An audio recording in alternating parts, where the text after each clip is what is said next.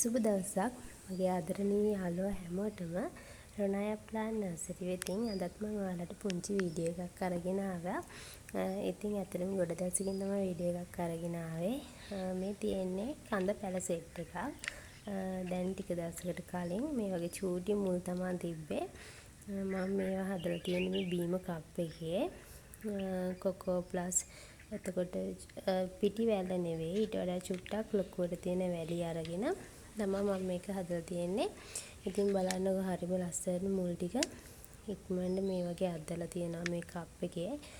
මේ කප් එකේ හදන වාසියක් තමයි පොඩි ඉඩකින් වැඩි ප්‍රමාණයක් තියාගන්නත් පුළුවන්.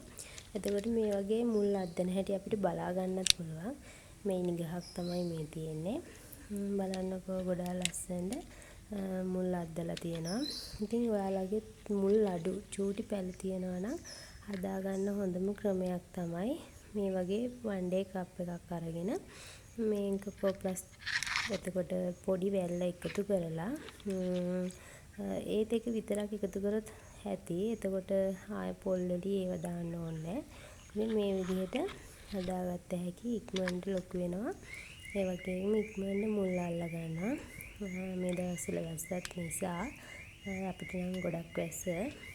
ඉතින් මේ වගේ ලස්සනට හදාගන්න පුළුවන්. කිසිම ගැටලුවක් නැතුව ඉක්මනින් මුල් අද්දව ගන්න පුළුවන්. තව ටික දවසක් ගියාපුවාම මේවා සෝදලා සාමාන්‍ය පොල් වලින් මීඩියා එකට අපිට දාන්නත් පුළුවන්.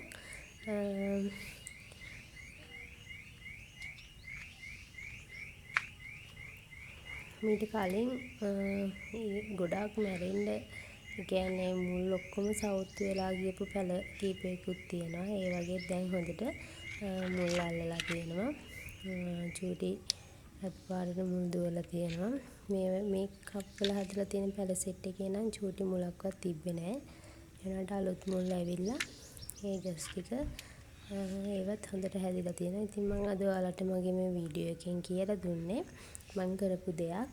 ඔයාලගේ චූටි පැල කඳ පැල ඉක්මනට මුල් අද්ද ගන්න ඕනේ නම් මෙන්න මේ විදිහට වන් ඩේ කප් වල මුල් අද්දව ගන්න. ඉතින් මගේ වීඩියෝ බලන ඔයාලට ලස්සන දවසක් ගිහිල්ලා එන්නම්.